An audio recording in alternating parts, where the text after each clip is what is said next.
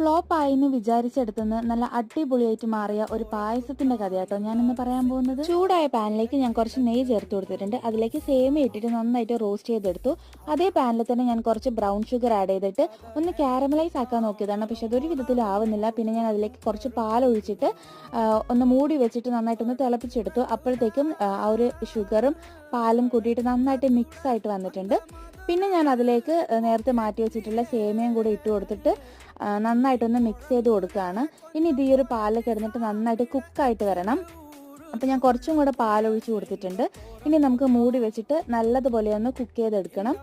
അതിനുശേഷം ഞാൻ കുറച്ച് ഏലക്കൊക്കെ ക്രഷ് ചെയ്ത് വെച്ചിട്ടുണ്ട്. അപ്പോൾ അത് ചേർത്ത് കൊടുത്തു.